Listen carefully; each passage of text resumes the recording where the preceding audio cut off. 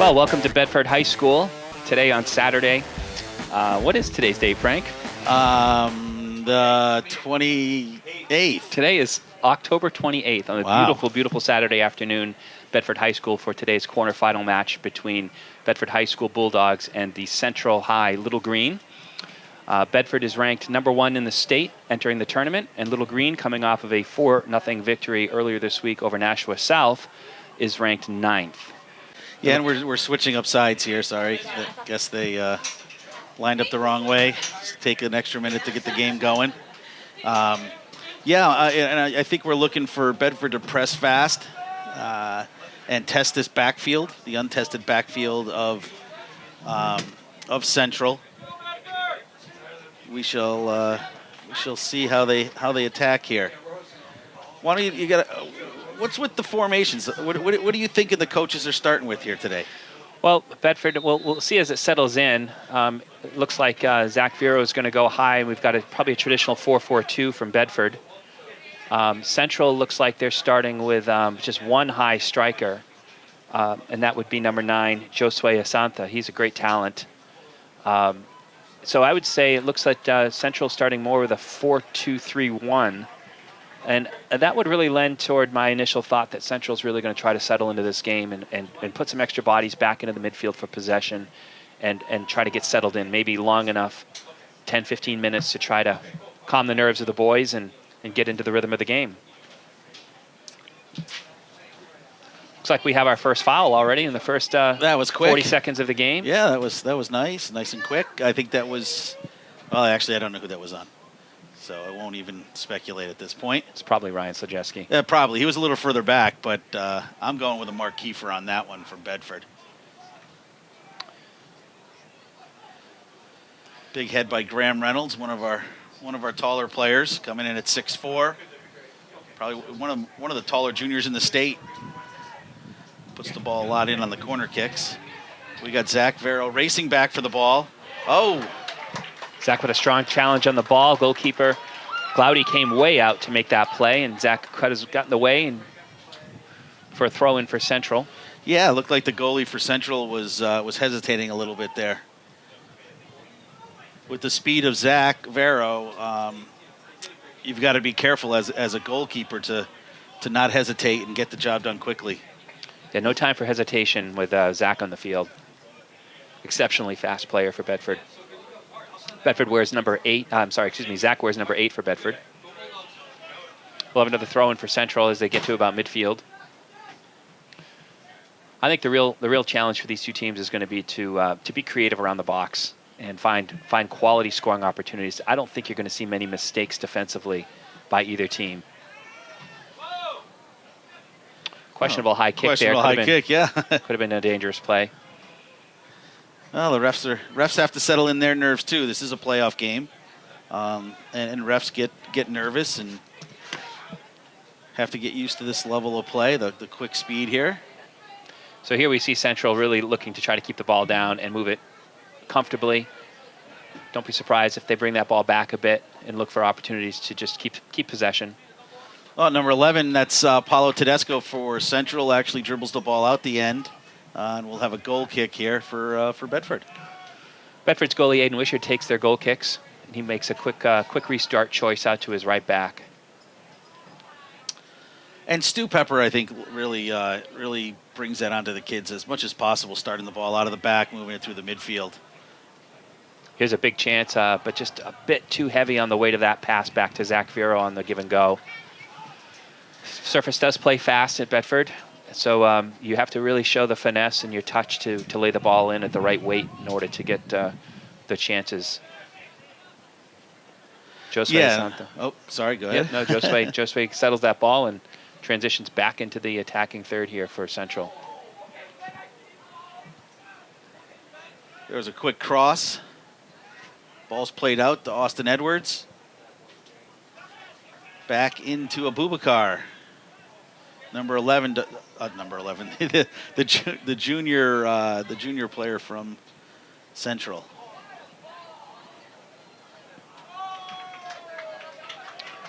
Going to have a Bedford throw in deep in their end.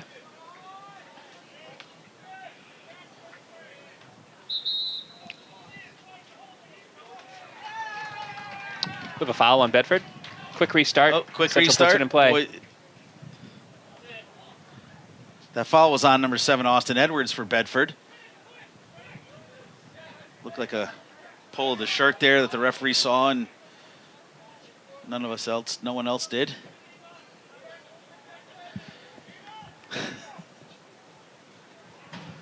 A little cynical with the referees, but Central gives away a throw into Bedford.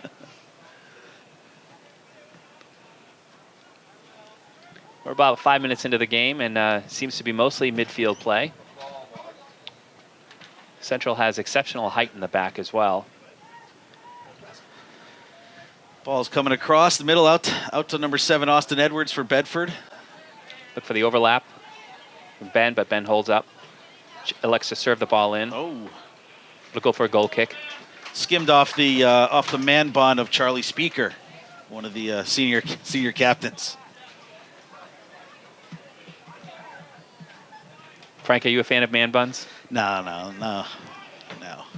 Not unless you're Zlatan Ibrahimovic or someone at that level playing in the Premier League. It's a conversation we're actually having. Bedford elects to play very direct instead of settling it down and perhaps taking their own opportunities for possession. Well, like you said earlier, we still have those jitters. The ball's been bouncing around for both sides. No one seems to be being able to settle the ball in and get a couple series of passes or anything like that. It's kind of going around and bouncing off the shins. Richard D'Amico, number 10, moving the ball across to the far side of the field, where Connor Kiefer is playing right back. Big service, unable to handle it. It's number 7, Austin Edwards. Austin's a junior. He'll be back next year. Yes, you'll also see him, I think like I said last time, you'll see him out on the lacrosse field in the spring. Strong lacrosse player. Weather couldn't be better for a playoff soccer game in October here in New Hampshire. It's 68 degrees. Really no wind at the fields. Warm out. I think we're going to see these two teams give at least have the opportunity to put their best play on the field. Yeah, not overly hot. These are those kind of days you really want to go out and play as much as you can when you're this age. So we had a ball on the outside. I think we're gonna get a corner kick out there by on the far side of the field. It looks like for Central, number 4 is gonna take the corner kick. Jacob Gagnon. Jacob's one of their exceptionally talented midfielders. Yeah, and he's also Jacob's a junior. Low service into the box, dangerous play. Cleared out easily by Bedford's Kai Rasvi.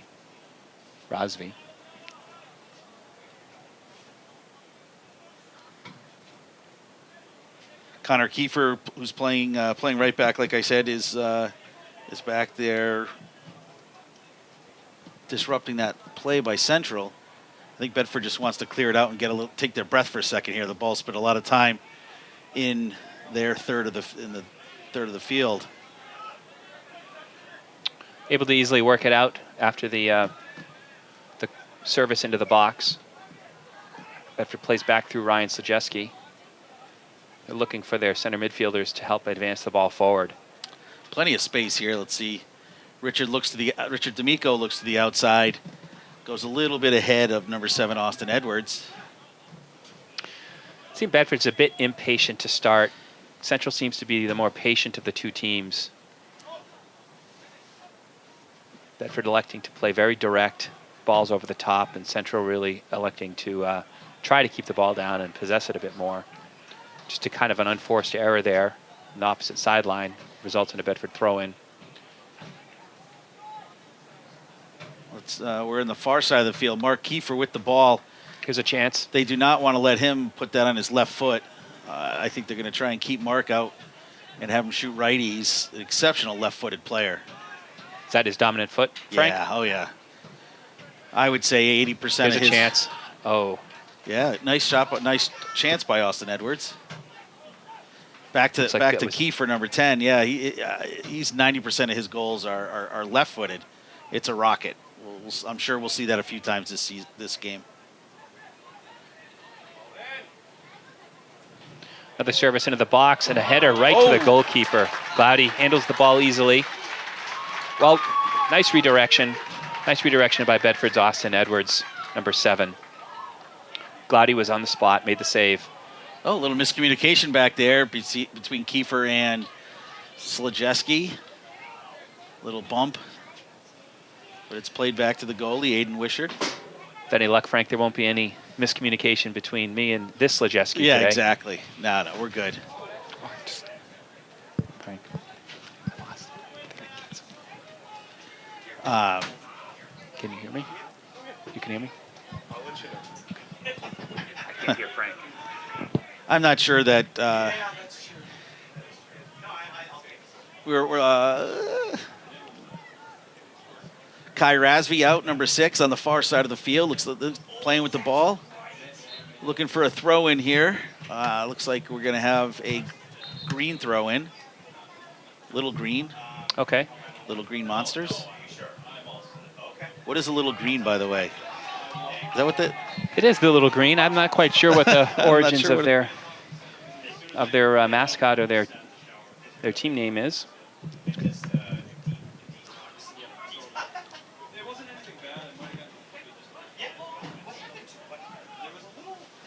Long ball. Both teams are watching the ball, expecting it to go out of bounds. It just kind of rode the rail there. And Bedford comes away with that. Ball played back from Razvi to Kiefer. And Charlie Speaker getting involved. Far side. Nice move out by the green, taking the ball from D. Going a little long, trying to get Joe Sway up top. Look at Zach Vero making a run in support of Austin Edwards, but elect to go back to the midfield and possess a bit more through Ben Como. Now Bedford settling into the game, looking for some chances. Well played forward. Ball still in play. And here's a service to the top of the box. Look for the shot directly. Was not deflected, so it'll go for a goal kick. Charlie Speaker with the attempted shot from about 15 yards out. Goes wide. I guess we'd say wide. Way wide. Way wide.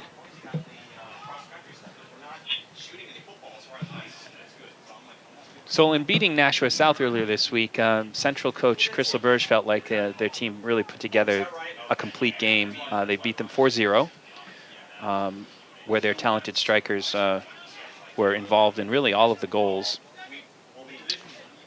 I think that we've yet to see real pressure on the Bedford defense by the Little Green to start this game.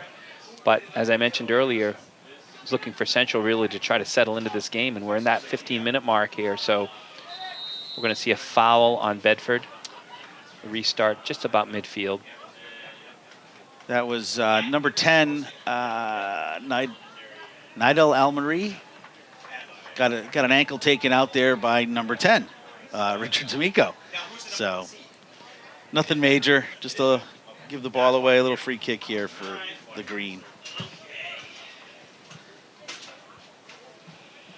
We actually have a really decent crowd. I think this is probably one of the bigger crowds we've had for a soccer match here at Bedford Stadium.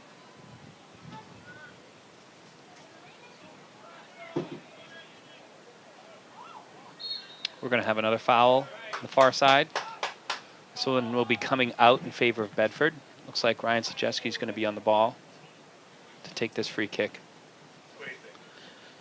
He takes a lot of free kicks for the team. Most of the time they just go in the net. No, I'm kidding. Good long kick up towards Zach Vero. Not your own net, I'm hoping. No, yeah, right?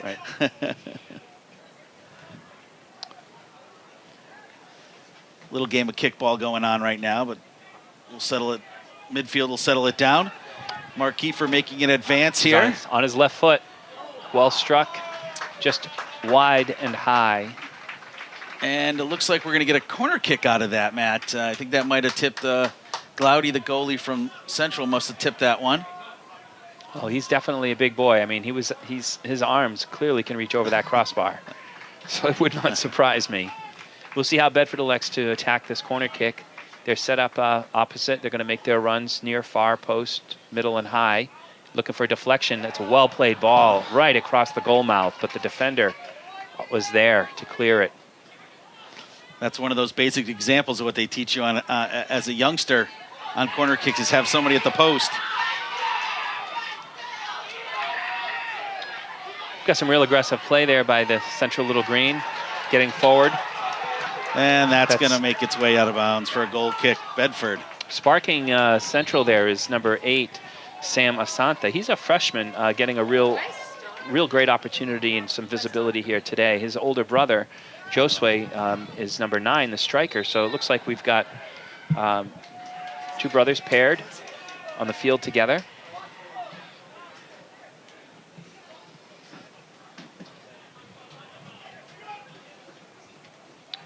Now, yeah, and that can be a blessing or a curse, depending on how well you get along with your brother. Frank, do you have any brothers? No. Couple sisters, and I can tell you that it would not be good for my sisters and I to play on the same team. Looking for the through ball to Zach Vero. He's going to have to pull it back. Couldn't quite get an angle on the defender. No, number 21, Benin Temazarian did a good job of keeping him out to the outside and not letting him pass and move in. It's important there as a defender not to try to tackle. Sometimes if you can just keep the player wide, facing away from the net, your job will be done. And so I would say that Benan definitely played that well. I agree with you, Frank. Ryan plays it back. They're giving the Bedford midfield a little bit of space here.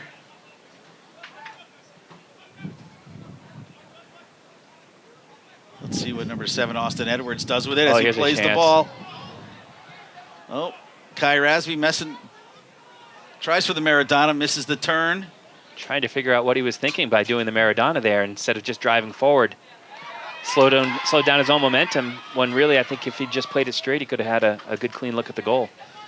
Ball comes out a little bit. Richard D'Amico, number 10, brings the ball in. And it looks like number 10 trips number 10, so the opposite of what we had going in the other direction. Here's a dangerous free start. This is going to be played similar to a corner. You see Bedford stacking up opposite side of the penalty area. Little Green are going to find their marks. Ball's out just far enough away from the keeper, but Bedford's not able to connect on the head. It was a well-served ball. Yeah, it came right across the middle. Unfortunately, Graham Reynolds just pulled up a little short on that one. Central keeper Glaudy puts it back in play to his left back. And, of course, they serve it straight upfield. I like that play out of the back. Not a large fan of just launching it up to midfield and hoping somebody on your team gets it. Let's play the possession game here. It also means the goalie has confidence in his defense to be able to handle that ball. Charlie Speaker thought there was a foul called in the play, but there were no whistles. Bedford's going to go forward again through Ben Como, and they'll slow down the tempo just a bit.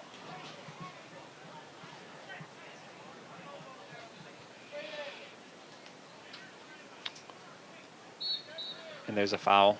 Looks like Joe Sway for Central had a little trip on Kai Rasby. Nothing major. Just a little quick restart as Ryan Slajewski moves the ball out to Graham Reynolds, who moves it back to Kai. Bedford has definitely adapted their style a bit more after the more direct approach earlier in the game. Now looking to possess a bit. As I said earlier, though, Frank, it'll come down to creativity around the penalty area. And while we've seen some possession in the attacking third here for Bedford, yet to see really any balls other than the dangerous flick on in the corner kick to actually reach the goal. I'd like to give a shout out to our new friend in the booth, the Yellow Jacket. The Yellow Jackets are in full force today for those at Bedford Stadium. And I am allergic, by the way, in case you really care. I know, don't worry. I care. I care a lot, Frank. Don't worry, you can laugh at me when I'm on the floor swelling. I care that should not happen to disrupt our broadcast. I'll throw a headset on. Yeah. Graham elects to let the ball bounce, and Josue settles it down and gives away to Ben Como. I think Bedford's a little anxious in the midfield in the back to try and get that ball up and over so Zach can have a little foot race to the ball. It's something that's worked well for them quite a few times this season. As is so often the case, in order to get the ball back as a striker, you sometimes have to come and target for the ball first and then look for the return pass. And, I think that any good defending team will cover the gaps well and won't allow easily played through balls straight up the field. So look for Zach to be a target up top, come back to the ball, and then look for the give and go or a ball laid into some space. We're going to have a substitution for the little green. Number 10 is coming out. That's Nidal Amari. And I can't quite make out who's coming in. Yep, that's number 5. Oh, Griffin Hamill. Okay. The midfield senior.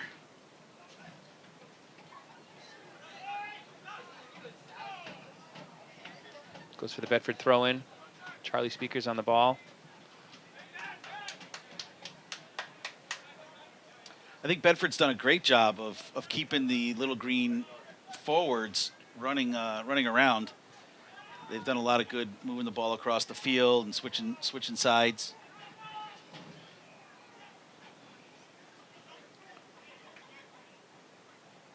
Ben drives to the box. Just unable to handle it is Mark Kiefer.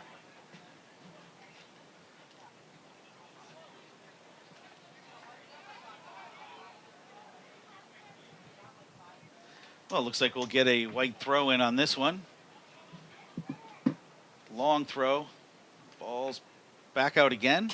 Another throw in on the far side. Throw in for white.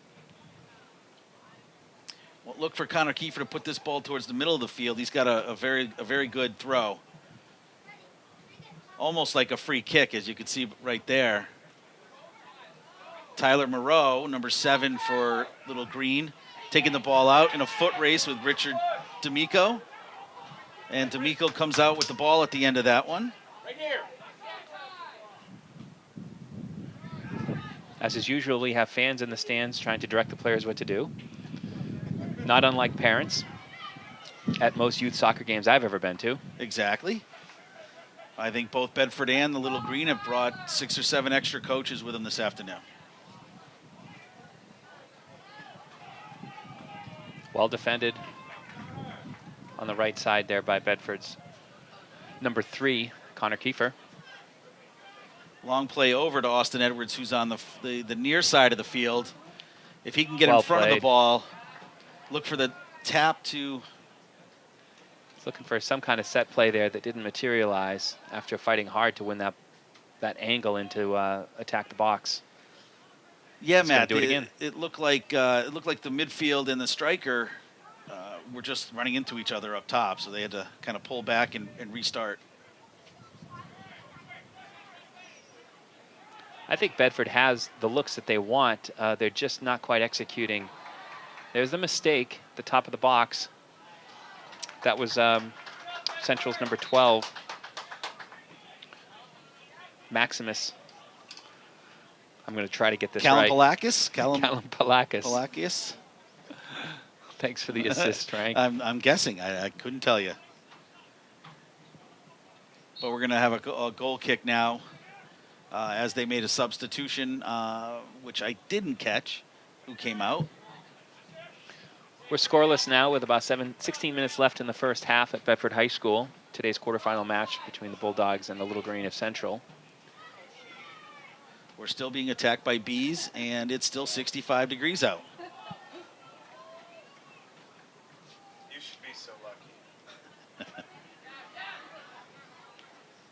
Central collects the ball and drives it forward to the corner, but they'll give up a throw-in deep in Bedford's end.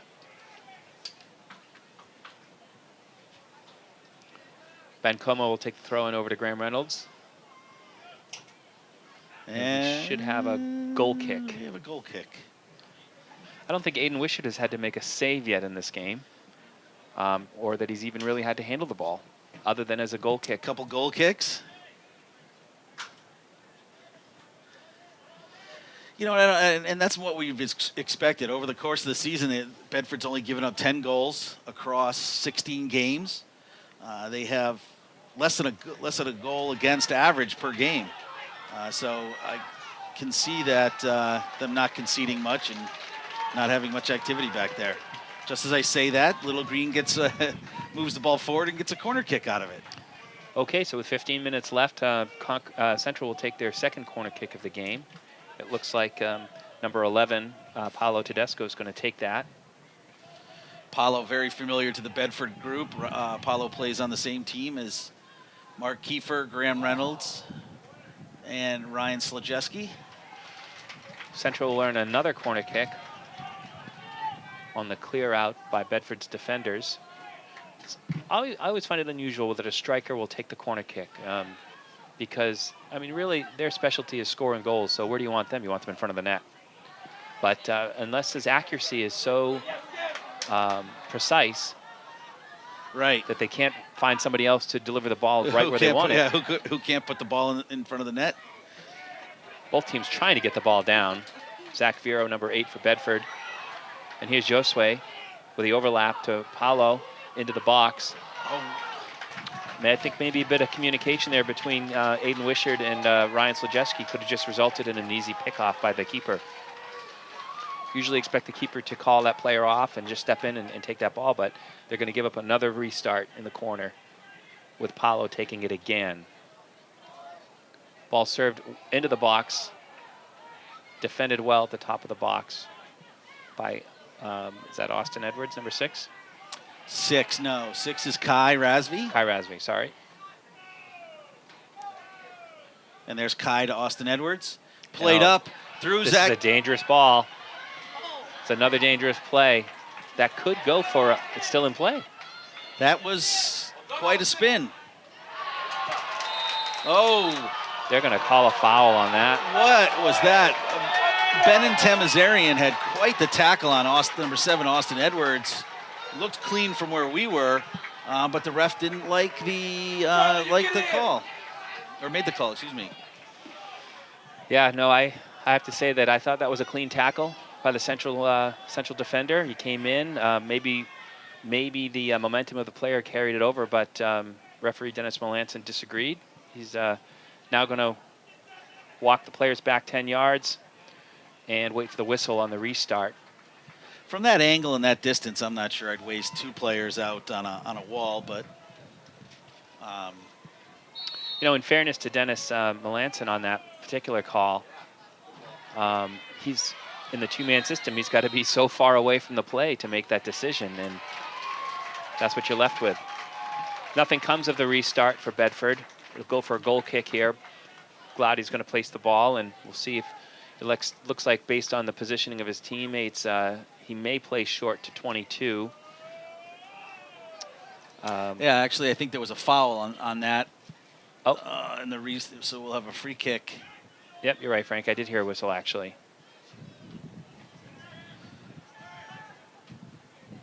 Handled easily by Graham Reynolds in the back. Good communication between him and Kai Razvi. Kai kind of ducked for that header right to Graham's feet. Mark Kiefer drives. Looking for the service. Ball gets cut back, but deflected by the Little Green defender.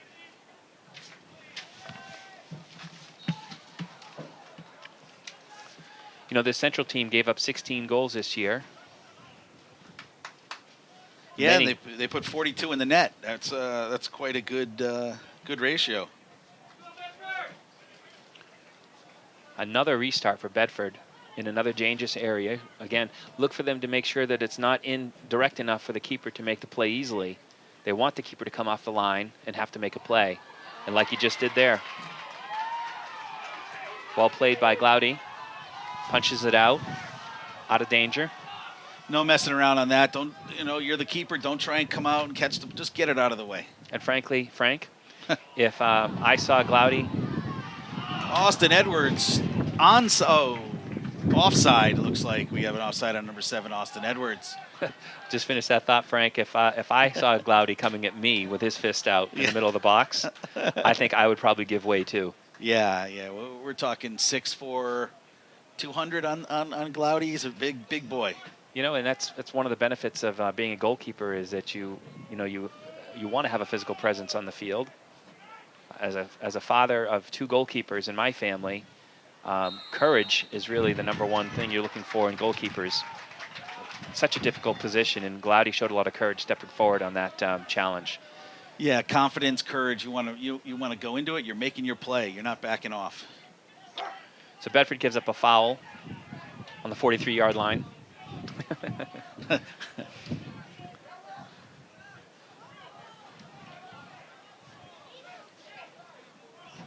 William Chappelle, the junior, is going to be taking that free kick as he puts it. Very dangerous play. And we're going to have a corner kick. That ball was deflected by a Bedford defender in that mix of players. So this is what I think is about to be the fifth corner kick. Yeah, 4th or 5th corner kick, yeah. We've crossed the 10-minute mark, and there's still no score in this game at Bedford High School. This quarterfinal match is a close one still. And I think they even had Paulo Tedesco take it from the other side again. And we've got a goal kick. Yep, so he's their man on the restarts. Yep.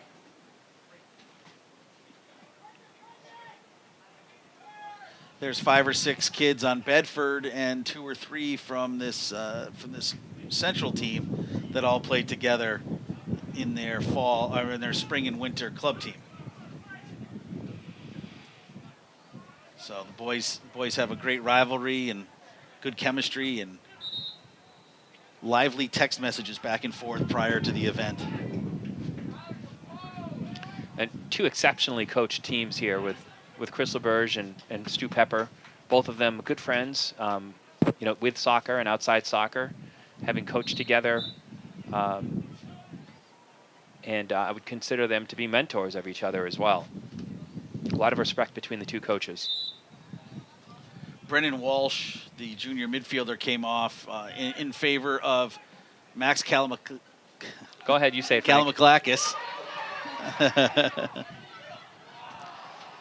Josue tries to do a little heel flick to his striker partner. That was number 7.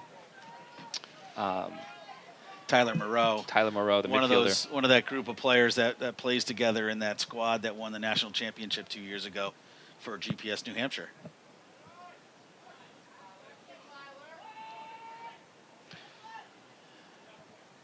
Referees are allowing a certain amount of physical contact, especially as they allow the boys to play a bit.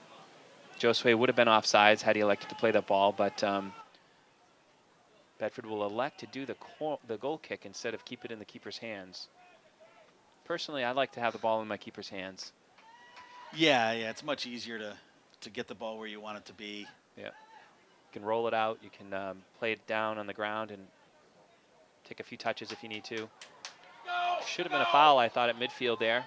We'll see what happens as a result. And another deflection by the Central defenders. If Central was worried about it, they could kick the ball out of bounds. They elect not to. So we do have a stoppage for injury here. Referees will address the injured player. Coach Chris LeBurge stepping out on the field. I think he probably feels there was a foul there as well. Wouldn't be surprised if he maybe has a word. Yep. Raises his arms to referee Dennis Melanson. And yeah, I don't know if I agree with that one. I mean, it came well after, but it looked more like the Central player ran into Charlie Speaker, who was on the ball. But anytime no matter what, when a coach sees his own player down, he expects to get a call. Frank, can you see who the injured player is? No, I'm trying to make out the number. I do know that number 21, Benan Tamazarian, is going to be coming in.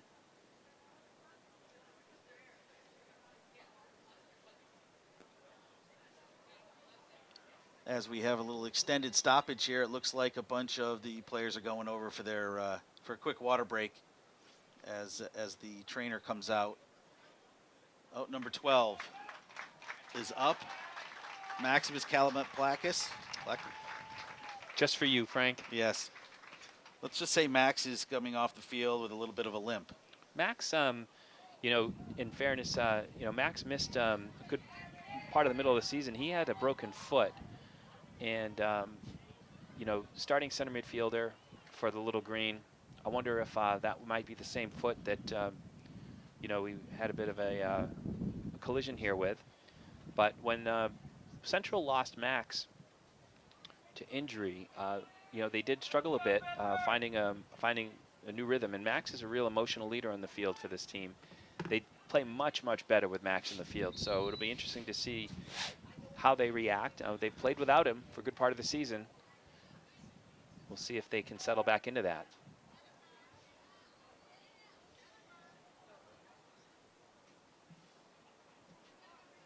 Got a long run into the far corner. Paulo takes the ball in, and he earns the team a throw-in. So about 6.5 minutes left with no score. Quarterfinal match. Bedford Bulldogs and the Little Green of Central High School in Manchester. Results in another goal kick. Played outside to Connor Kiefer, who's going to go long, and ball bouncing back from defense into Charlie Speaker. Center back for Central, Abubakar. He's handled every one of those balls very, very well. No issues there. And, you know, at a certain point, you're going to wonder if Bedford's got to start to change up their approach and how they attack that final line. I would think they'd be looking for more combination plays instead of the direct services. And here's one of those chances. Swallowed up by Glaudy. Snatched that one right off the ground there. That was a little bit of a bouncer. Showing good technique. Keeping it in front of him, getting low. Didn't want to make any mistakes. It punted up the field. Ben Como heads it. It's up to Zach Vero. Mark Kiefer's going to challenge for the ball. We'll go out for a throw-in for Central. That was number 19 for Central, Declan Canarium, who helped kind of shepherd that ball out of bounds for the throw-in. Or what do we? Oh, okay, yes. Referee was getting involved there for a minute. Looks like we're going with the throw-in.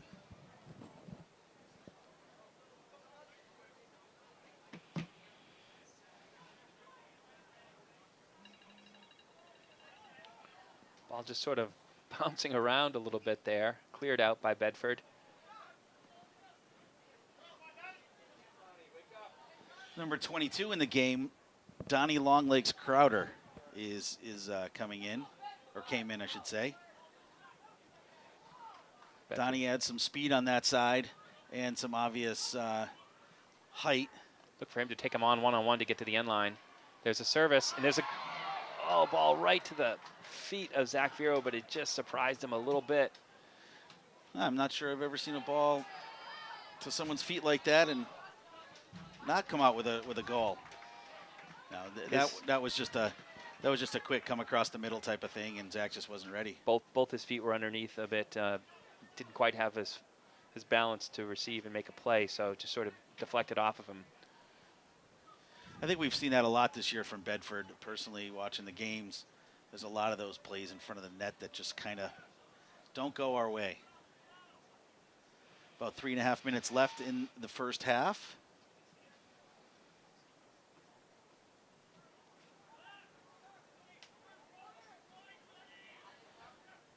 Ball played out from Mark Kiefer, out to Ben Como, back to Kiefer, back to Donnie Crowder. Comes across the midfield. Little mistake by Green, the Little Green there. Comes across to Austin Edwards, who plays it back to Ryan Slajewski in the defense. It's a direct ball into Donnie Longlegs, but the keeper's there to somewhat... Oh, bobbled. Bobbled by the keeper. Cleared out, luckily, by one of their defenders. Keeper's a bit injured. He's limping a little bit. Maybe he got stepped on in the confrontation there. He's kind of walking something off. Yep. Well, it's Bedford should try and move the ball forward a little bit, maybe make a nice attack in the last 2.5 minutes. Test that that injured limb on the goalie.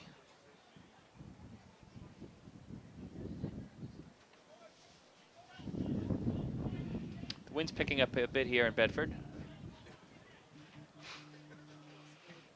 You can hear that in my mouthpiece. Zach targets for the ball, but gives it away to Paulo Tedesco. Paulo's everywhere today, having a very, very active, strong game. Plays it out for a goal kick. There'll be about 2 minutes left. On the field, the referees will keep the official time for the final 2 minutes of the half.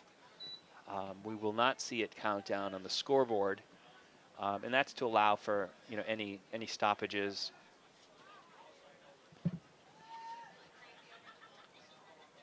We typically keep the time on the monitor here for the television viewers. However, the official time is kept on the field.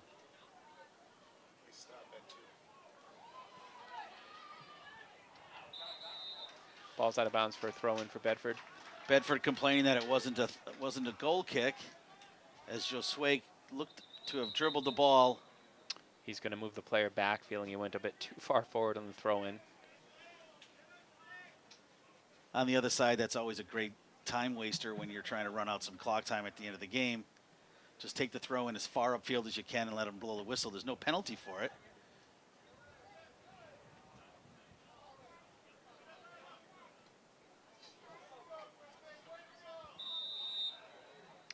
Out of bounds for a throw-in. Well, the ball boy's running away from the player. Looks like we have Bedford Athletic Club Youth Soccer here supporting the players as the ball boys today. Thank them for the support. I think they do most of the games throughout the season here at the Bedford High School Bulldog Stadium.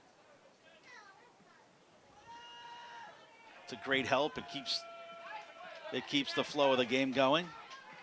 As Donnie Crowder picks up a throw in here, deep into the offensive zone. And we'll get a goal kick as Donnie's throw in just dribbled over the back, over the end line.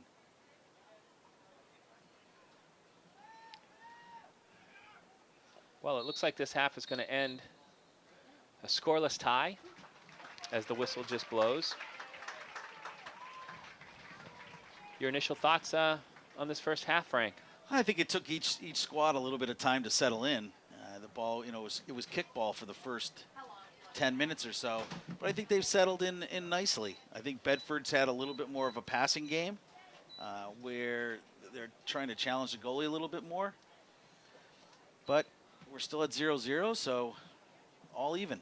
Well, Frank, we're about to kick off the second half. Teams have switched ends, of course.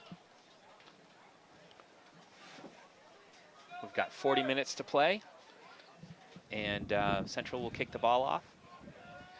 Looks like that's Jacob Gagnon. And here we are, we're underway.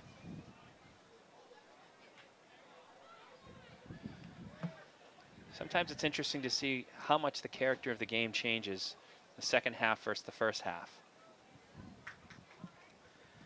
Yeah, what did the coach have to say? What did the players say to each other? Was the coach out there having a slight breakdown, or were they telling the boys to settle in and take their time and continue what they're doing? There's always those little shifts and adjustments that coaches want to make at halftime, but sometimes it's just best to leave it alone. As a coach, you typically try to give the boys just a few things to think about. You don't want to overload their brains. I once had a coach who told me that very, very well-known New Hampshire coach, Jeff Pill, used to say that give the kids 3 bricks of information at halftime, because if you try to put the 4th brick in, the first one will fall out. And I think that's true of most youth players. It's best to keep it simple, keep the messages direct, relevant, actionable, stuff they can control and influence in the field.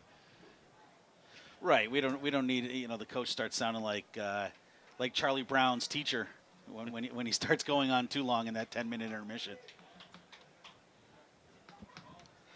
We have Mark Kiefer on the outside with the ball. He gets Puts the ball across the box, too, just over Zach Vero's head. Go for a throw-in for Central. There's Paolo Tedesco again, leaving the ball for teammate Griffin Hamill. See, that's a great example of where they do allow a bit of contact on the field. I mean, the players climbing up each other a bit, especially on these head balls.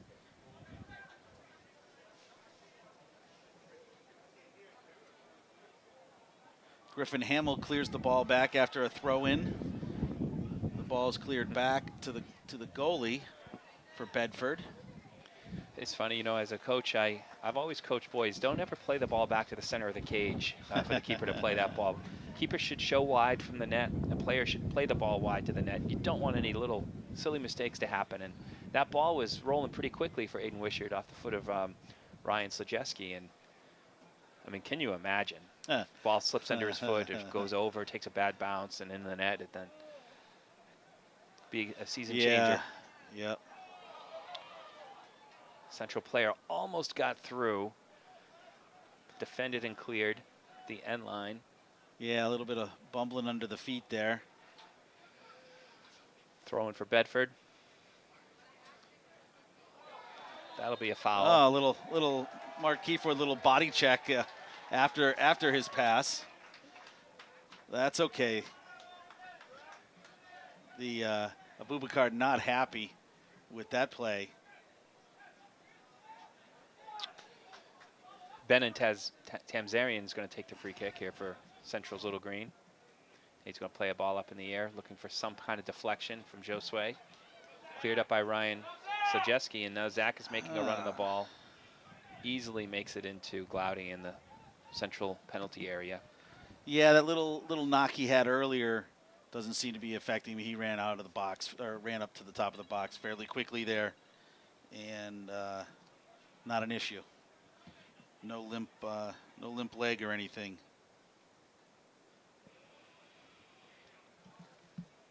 So I know we're pushing a whole.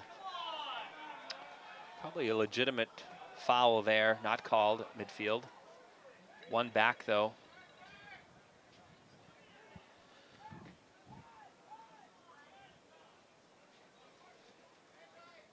Frank's Twitter account seems to be going haywire here. Trying to acquire some scores from the other games that are going on. I also know that my brother-in-law down in Connecticut was having trouble getting the game online, but now so everyone knows he's connected. Mark Kiefer and Abubakar go at it again. This time Bedford comes out with a throw-in, number 9, Mark Kiefer, to Charlie Speaker. It's a lot of misplays. Not a very clean played game so far. Now the second half has been a little bit more of a mess. The dangerous ball played into Josue, wasn't able to make the connection. Bedford transitions very quickly. Here's a diagonal ball into Mark Kiefer.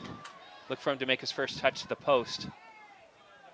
He's going to hold it down, play back to the top, and as a redirect, easily handled by Glaudy. Didn't quite get all of it. That volley came off Austin Edwards' foot. I think it hit off of one of the Little Green players. So not a difficult one for Glaudy to rein in back there. Glaudy practically punched the ball to Litchfield on that. Yeah. Quite the distance on that one. Zach will try to settle that ball down and get it to the carpet fast, but he's unable to. How he came up with the ball is a mystery. And here's a chance. Charlie's going to strike it first time. Charlie Speaker, our team's leading goal scorer. As we've said in the past, Charlie's probably up around 17 or 18 goals this season. A few hat tricks. Mark Kiefer puts big service. The ball is bouncing in the area. And I think Abubakar actually tried to push Glaudy, the goalie, number 1, out of the way to clear the ball. You know, you can't follow your own teammate in soccer. So, nor would Abubakar want to pick a fight with somebody the size of the goalie Glaudy. Oh, no, that was just a little bit of a melee in front of the net. It's true. I've coached goalkeepers to just throw their defenders out of the way if they need to, because there's nothing the referee can do. And any good goalkeeper is going to try to control the area. Hey, if it goes in the net, it's his problem, right? Ryan Sojeski slips into the passing lane, and he's going to let that go out for a goal kick. Ball played up by Paolo Tedesco, number 11 for Central. So, Matt, what happens at the end? I know these guys are playing aggressively. There hasn't been much action on the net. What happens if this ends at regulation time in a tie? What's the procedures for a game in the playoffs? They'll play 2 10-minute overtimes. They'll play right through. They're not golden goal. And then should the game still be tied after that, it'll proceed to shots from the mark, which is a fancy term for penalty shots. Ball was deflected out of bounds, so Paolo's going to take a corner kick again for Central. Comes way outside. I like that idea, just popping it back into the center of the box, but they're going to call a foul. Who's that on the ground? Is that Ryan Sojeski? That is. Not sure what he's doing down there. Maybe he lost a contact. Claims to have been fouled. Referee agreed. So Aiden Wishart here will play the ball out on the restart. Slightly misplays it, I think, because Graham Reynolds wasn't expecting that ball. His back was to the play. No, typically you don't try a heel flick in the restart on a goal kick. I wouldn't say that's advisable. It's not a play I've ever coached.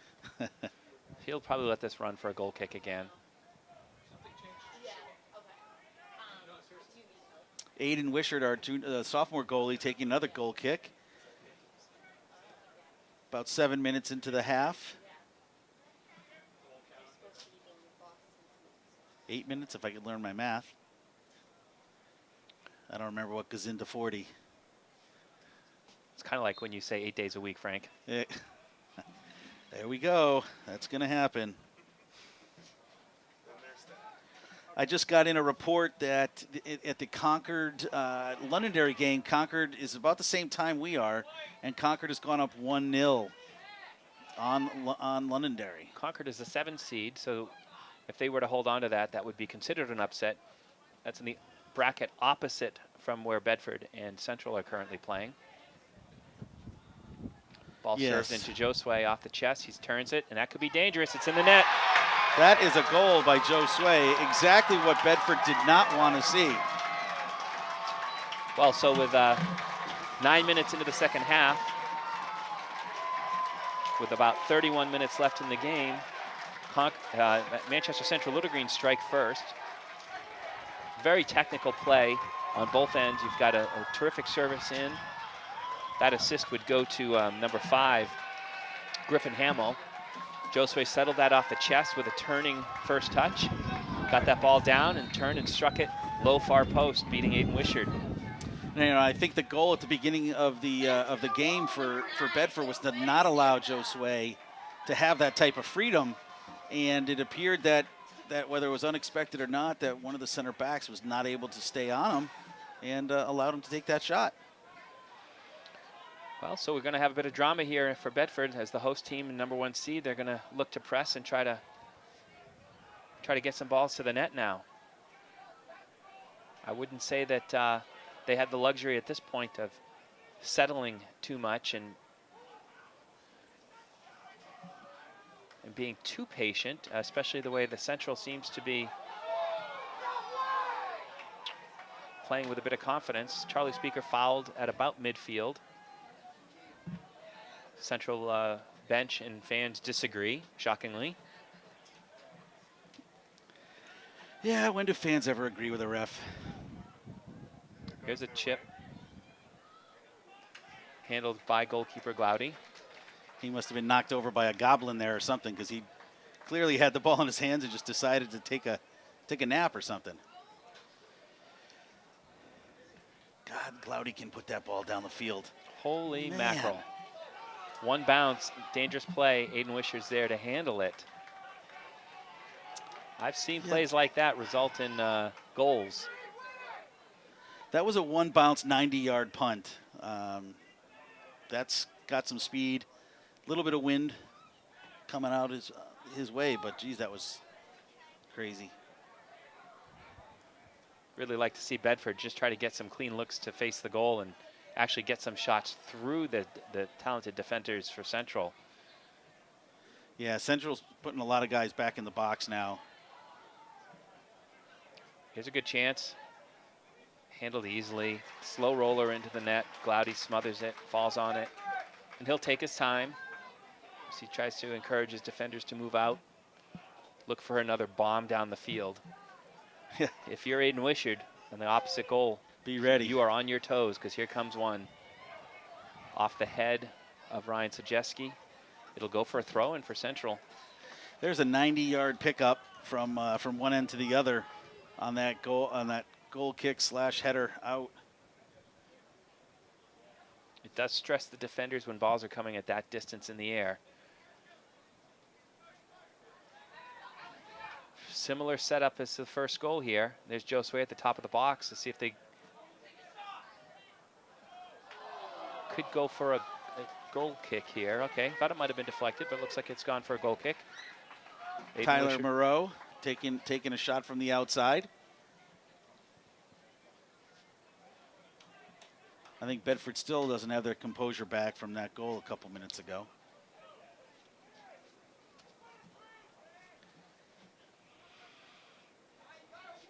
We have a 1-0 lead here for Central with about 28 minutes left in the game. This quarterfinal match at Bedford High School Bulldog Stadium.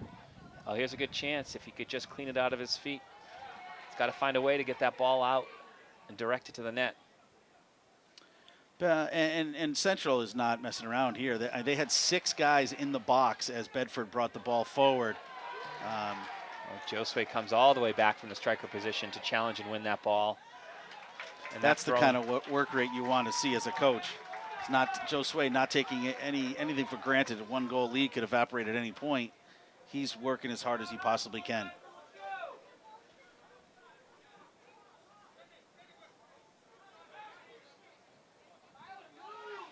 Bedford keenly aware that they were eliminated in the quarterfinals of last year's opening round against another Manchester team, Manchester Memorial. I'm sure that they don't want a repeat of that today. So, and the year before in double overtime against Concord. So, this has not been it's not been a round that the Bedford team has been able to get through in the last couple of years, despite the level of talent that's on this team. Yeah, and as we said earlier, this is not your typical quarterfinal matchup. Central is, some would say, just as talented to be in a final as any team in the state. So, no, absolutely, they had a tremendous season.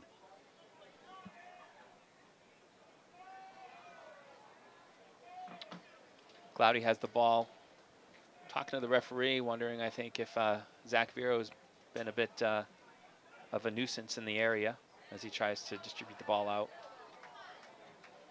Well, I did notice, too, that now it seems that Central's abandoned that whole play out of the backfield, and they just have their goalkeeper on the last 3 or 4 goalkeeper possessions, just having him punt the ball as far as he can, and it's actually cost them possession a couple of times. What do you think, Matt? Should we stick to the original plan, which seemed to be working?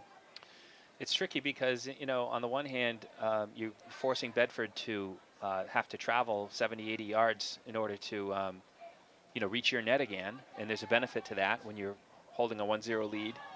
But you always want teams to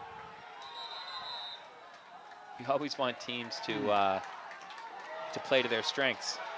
Oh, Bedford picks up a ball. Wow. Long distance. We're not exactly sure what went on here. It looked that the Bedford player tripped the little green player, but it appears to be a goal. Just a throw-in, yeah. Okay. So a bit of controversy to start with. Everybody was up in arms, but it looks like it was just because the ball was out of bounds. Connor Kiefer's throw-in is pretty much from this area. It's pretty much similar to a kick.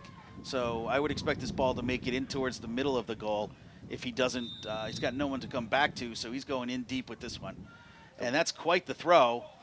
Oh, there's a clear by Tedesco again. Bedford not able to put the ball really into a dangerous spot, and there's a giveaway at midfield. Bad Paulo's clear. going to play in, and they're going to go out wide again. It was well played here by Central as they get their players upfield. Yeah, Bedford was not Did not clear the ball well. Good tackle by, they're going to call a corner kick there. Interesting. Didn't look from up here that they had touched it, but the refs are just as far away as we are. Yeah. There's your two-man system. Yeah, exactly.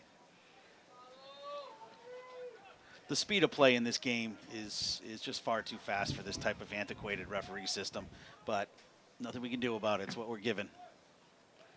Paulo on the corner kick again. He's going to play it in low. Is that Josue trying to settle the ball, or is that Sam?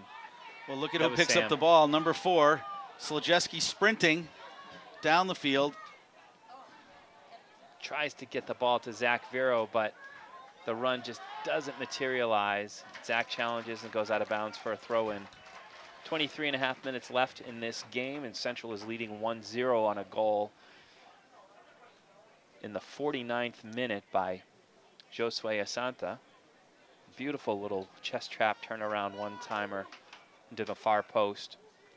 Not a bad goal from an execution perspective, but certainly not what Bedford was expecting today. 2 players going for a header. They used to play together, Charlie Speaker and Tyler Moreau. Bedford coming out with the ball there. Wind's picking up again a bit more here, Bulldog Stadium. Although it doesn't look windy through the window, the trees are fairly stable. 22 minutes left in the second half. And they're trying to get the ball organized down here. We've seen Central spend a good amount of time wasting time, as most teams will do when they take a 1-0 lead. Slow throw-ins, slow kicks. It's typical gamesmanship. The ball will go out for a corner. Josue really, his presence is really being felt in the penalty area. Very active. He's on pretty much every ball that gets in there. And here comes Paulo again with another corner kick. I don't really see anything particularly special from Central on their corner kick plays, but I do see them leaving more players back to protect against a counterattack. And they've got 3 defenders, as Ryan Slajewski's been moved up to the striker position. Also just heard the Exeter and Salem game, which is in that Concord-Londonderry bracket, is 1-1. There's a chance for Bedford. Oh, they're going to call a foul. Oh! Look at that, a top of free the kick. area. Free kick. He should take the ball quickly, set up and shoot. There's no need to wait for the whistle in this. I don't know why they're waiting around. Yep, so Central's going to put a player right on the ball, and that will necessitate the referee to count off the 10 yards on the whistle for the restart. Bedford will have a chance to set this up. Now, if there's been one area of weakness for Central this season, it's definitely been the consistency of their goalkeeper. Right. So Glaudy here is trying to organize his wall into position. He's going to have the advantage on any ball that's played up. Without a doubt. I mean, but can Ryan here slip one in? I think this is going to be a Mark Kiefer shot. Deflection into the wall. It'll be a corner kick. You know, that's what you ask for out of a wall, and Mark played it right into the wall. Back up on 24th. First street. Yeah, the Central defender said, I'm not going to mess with this ball bouncing around. He just put it right out the end. He wasn't too worried about the corner kick, I guess. Bedford has almost all their players up, leaving 2 on D. Oh, and it comes off of the head. Looks like Charlie Speaker. Charlie Speaker for a corner kick on the other side. Oh, that was not Charlie. Must have, yeah, according to the referee. The referee was pointing to the corner. And we've got a little pause in action as... Is there a penalty shot? No. No. Right. There's an argument on the other side of the field between the referee and the head coach, it appears. Oh, I see. I'm sorry. So the way that Dennis Melansman was walking to the penalty spot, I thought that we've got a timeout here by the referee. Both referees are now approaching the Manchester coach. Chris LeBurge just wants an explanation. He felt like that ball went out of bounds, I think, off Charlie's head. Yep, and the referee has called it as a corner kick for Bedford. Referees will get together. let's see if this coach's argument actually changes the referee's mind. He pretty quickly, no, they're pointing to the corner. Well, okay, well, we're all at a loss here. He's just asking the player to hold the kick. Okay, wait, yeah, he's just waiting a sec here. Let everybody get back into position. It'll be a corner. Interesting corner. I kind of agree with the Central coach on that one. It did look like it went off of Charlie Speaker's head, but the goalie, the referee was right there, and he's claiming there was a deflection. They're still arguing with the coach from Central. I don't think they'll change their minds at this point. No. So, and we're back in play. 19 minutes, 40 seconds left. Here's the corner kick. It's right into the mix, and it's gone for a goal kick.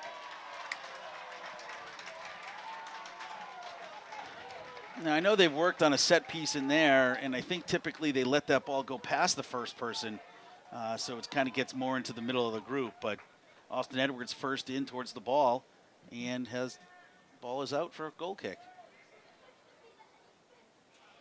Graham Reynolds wins that ball easily in the air. And we'll have a Bedford throw-in. Look for Bedford to try to get more players up high as they press for the tying goal.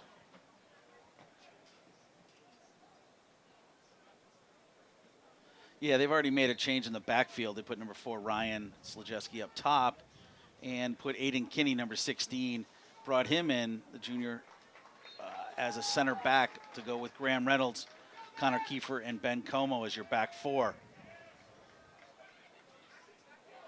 Oh, Josue wins the challenge there. And here's Tedesco one more time. He's going to play it back. Good move. And there's another service into Josue. It'll go out for a goal kick. Well, with 18 minutes left here in the game, Bedford's trailing 1-0 in the quarterfinal match here at Bedford High School, Bulldog Stadium. Aiden's going to play it up, and we'll see if Bedford can win that ball and advance it into the attacking third. They do.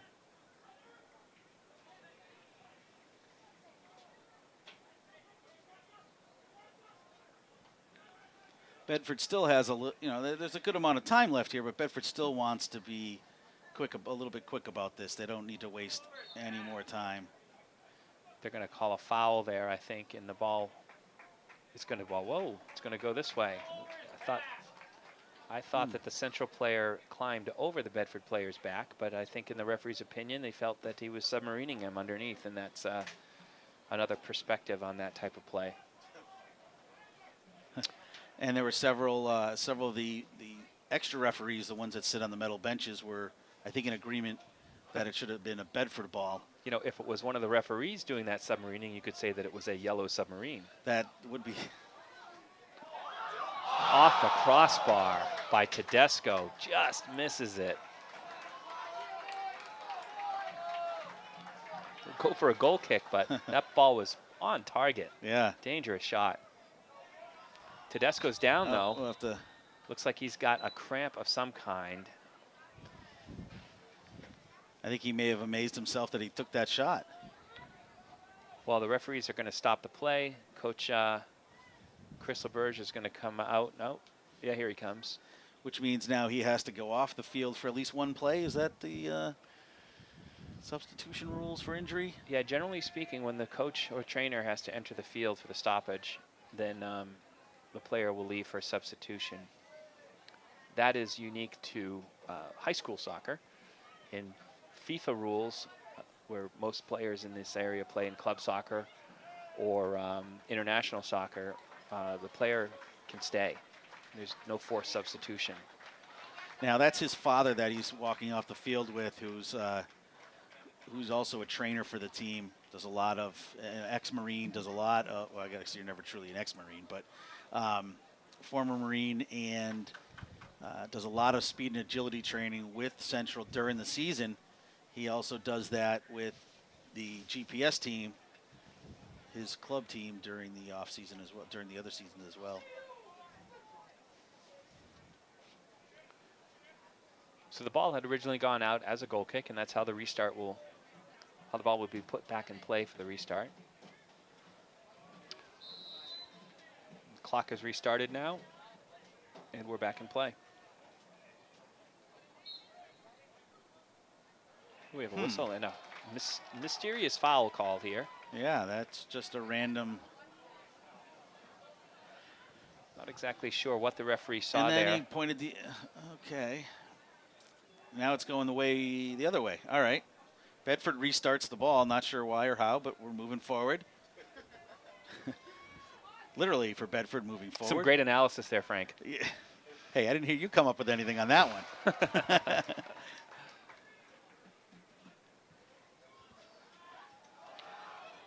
Mark Kiefer on the ball, looking for someone to step through the middle for a ball, and there's Kai. Oh, that was Kai Rasby coming through. But finally the ball taken away and played way back to the goalie, Aiden Wishart for Bedford. Aiden likes to play that out one time. It will result in a throw-in for Central.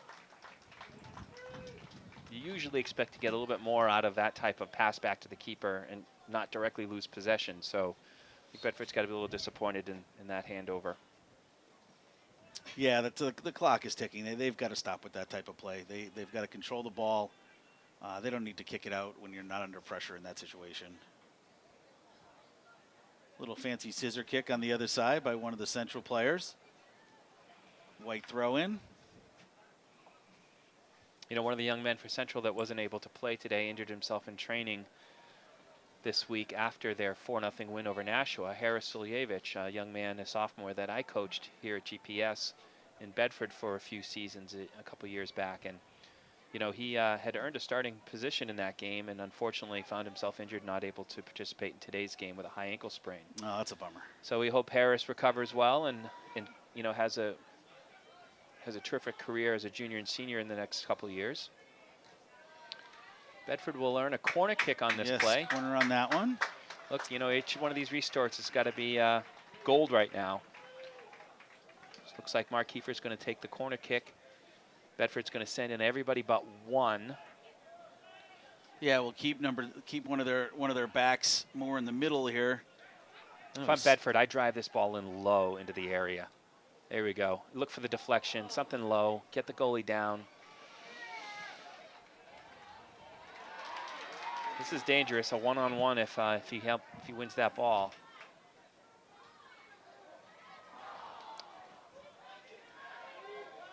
This ball is going to be punted probably through the uprights in the opposite end zone.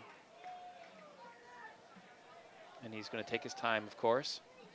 13.5 minutes left in this quarterfinal match. There's the bounce. Look at Central's got players running in and handled easily by Graham off the head. And Aiden Wishart will play it out to his right back. Connor Kiefer.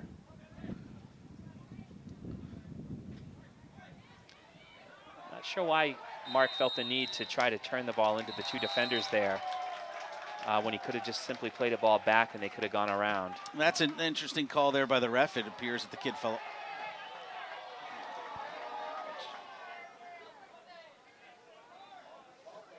It'd be a free kick for Central. But again, completely avoidable. I think if Mark had simply just played the way he faced there, he might have been able to work the ball out in a more normal manner.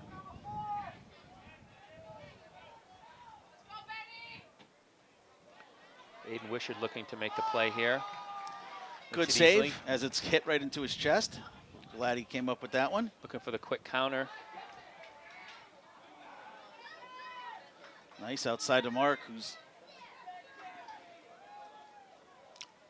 looking to find an angle to cross. Played out easily by Tyler Moreau, number 7. Mark makes his way back though, and is working hard on this outside closest to the stands.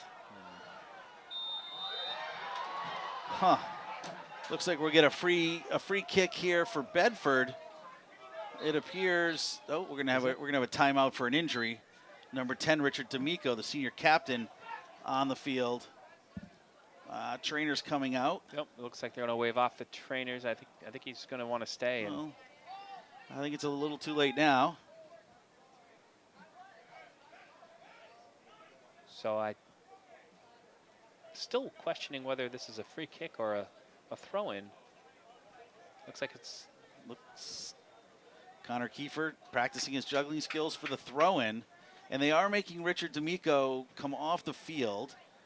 I think even though they waved him off, the trainer was already on the field, so they had to continue with that NHIAA rule.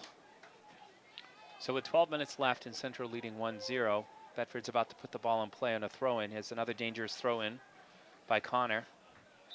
Yeah, look for this one to head towards the goalie. Big throw. Deflection, trying to get that ball back into the mix, and it will go for another throw-in. All right, so we'll have another throw in here, which is going to... I played with a guy in high school named Donnie McMillan who could throw the ball to the far post in this situation on a line. Oh, tries a free kick over his head, but doesn't make good contact on it.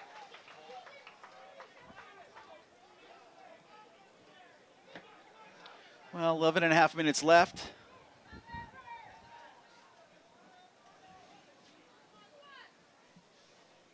Central earns the throw-in.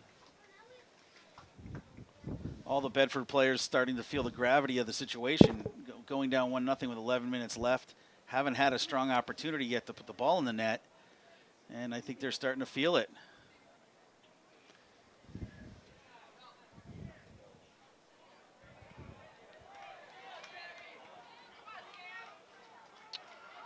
That was Sam Asantha challenging for the ball, but not able to reach it for Central. Mark Kiefer on the ball, trying to work the ball out again. Sam very, very strong on the ball there. Just try to work it out there, boys, and look for the bigger spaces. Yeah, we've spent a lot of time. Oh, here's a chance. Ball is behind the goalkeeper.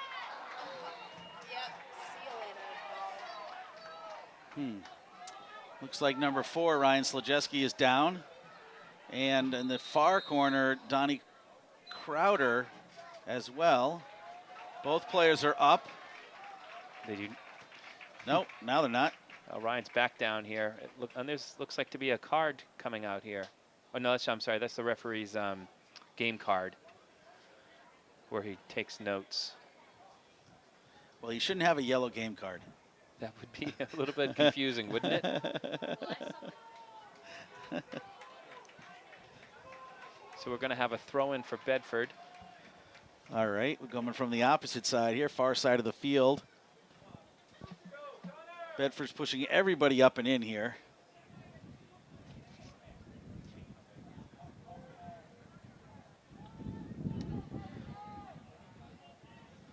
Waiting for the referee's signal to restart, and we're in play here. Comes the throw-in, long throw into the box. Keeper handles it easily, just bounced right in front of him. Bedford's got to find a way to redirect that ball.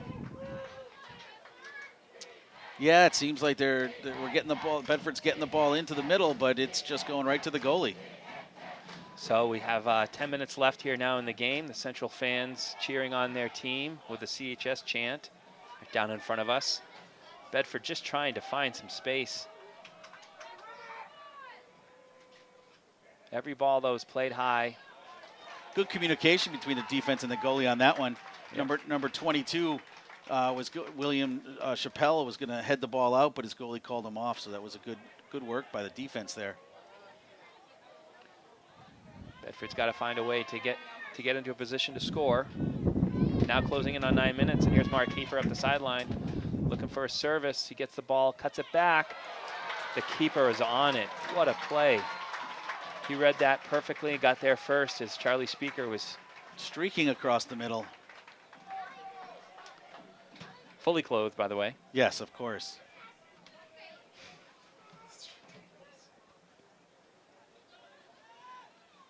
Lest there be any confusion in our broadcast. Correct. There's no quad here. Yes, streaking the quad. I don't want to even ask, Frank. Oh, you missed. You got all the Beatles references. I got to have a a Will Ferrell reference. Happy to hear that it wasn't about your college experience Well, we know him.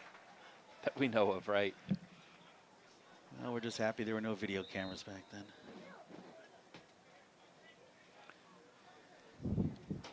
Looks like we're going to have a We have a substitution going on here, which is causing a little postponement in the throw. and a throw-in for Central. We're at about the 8 minutes remaining mark. Again, Central still holding on to a 1-0 lead.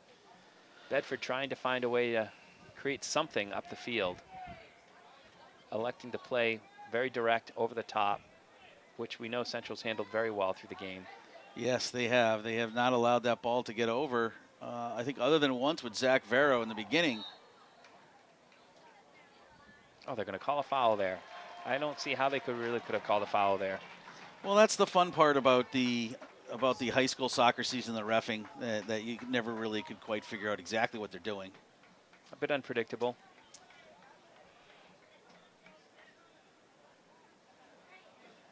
Yes, as the clock counts down to 7.5, just under 7.5 minutes. Bedford team on their feet, cheering them on. Central team is up. They know as well that the time is running out. Aiden's going to hustle to get this ball back in play, knowing there's only about 7 minutes now left in the game. This would be the third straight year Bedford wins the league, or wins the table, and is out in the quarterfinals. That in itself would be some kind of record, I would assume. Well, they will have less than 7 minutes now to change that trend.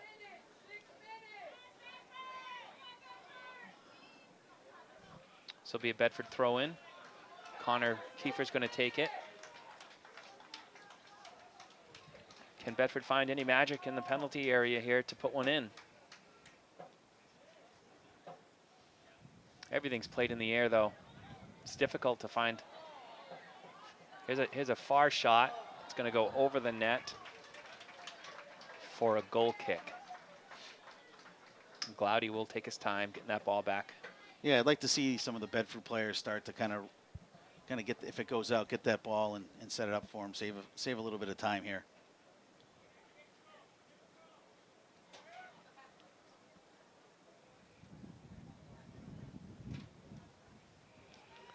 A strong kick there by Glaudy. Bedford wins it, and they're going to have an opportunity to move the ball back into the Central area. It's a chip over, but it's going to go out of bounds for a throw-in for Central. Unfortunately, that went out of bounds for Central.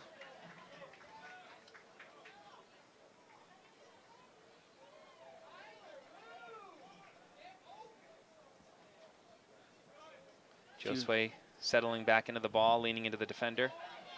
And there's an overlap to Sam Asantha.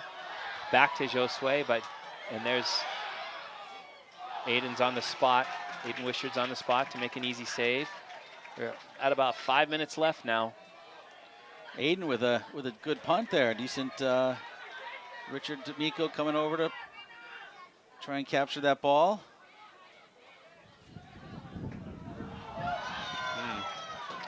Well, Central thinks that should have been their throw-in. Again, the referees on the silver benches not agreeing with the referee on the field. There's Sam Asantha. He'll probably try to slow it down a little bit, I would think.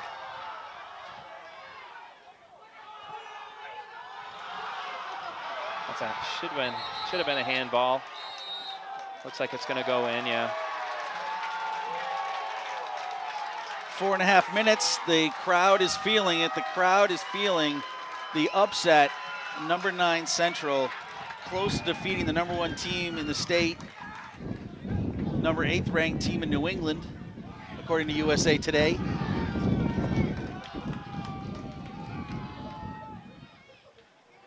And that's going to play out for a corner kick. Goal kick. Oh, okay, Mr. Referee. Another one. And this just in, number 7 Concord has defeated number 2 Londonderry. There's an upset. A little bit of an upset there. Londonderry coached by Todd Ellis.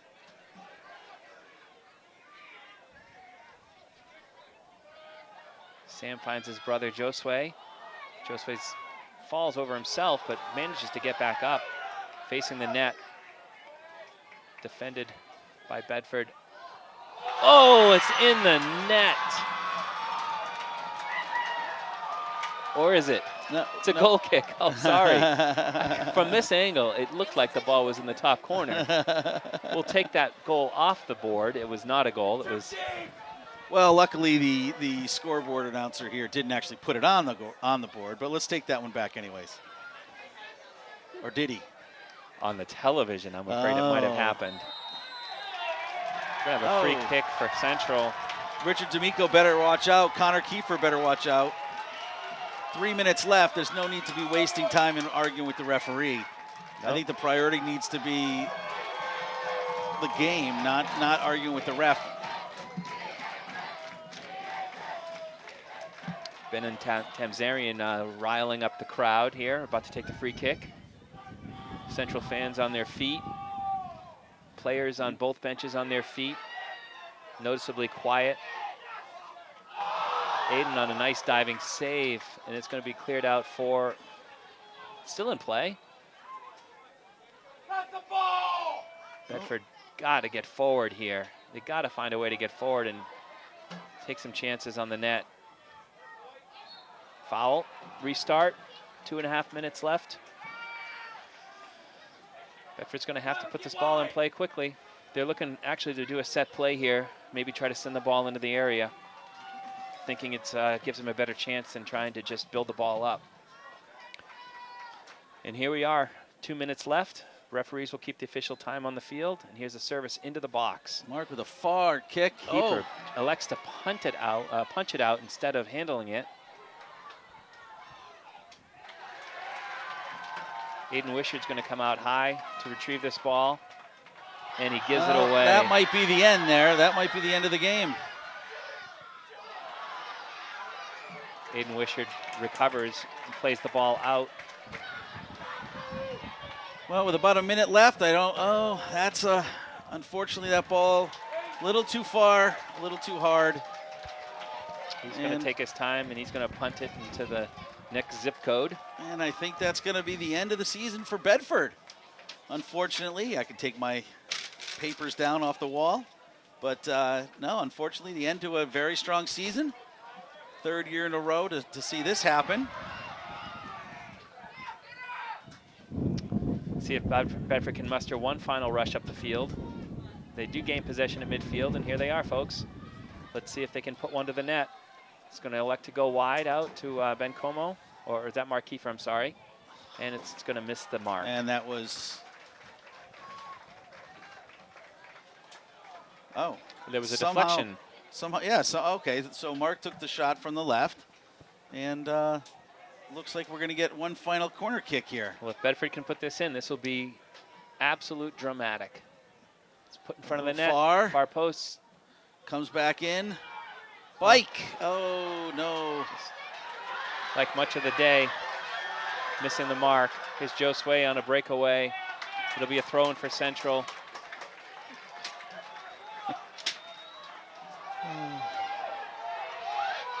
Or it should have been a throw-in for Central, I thought. And that's it. Congratulations to Central for the upset of the season in the playoffs. Well, Central came in here confident. Conversations I had with Coach Chris LeBurge where they knew what they were as a team. The two teams know each other quite well. And they came and played their game. They got through any early game jitters, lived for the second half.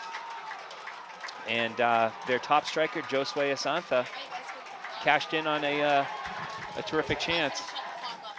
Well, thanks again for joining us here on BCTV for today's quarterfinal match between Bedford High School Bulldogs and Central Little Green, where Central came away with a 1-0 game. And Chris Gentry for our production, camera, and audio controls. Thank you very much, Chris. Web services, all around, great guy. I'm Matt Dion, and with my broadcast partner, Frank Slajewski, we're going to sign off here today and wish Central best of luck in the remaining of the tournament. Good luck for them. That's good.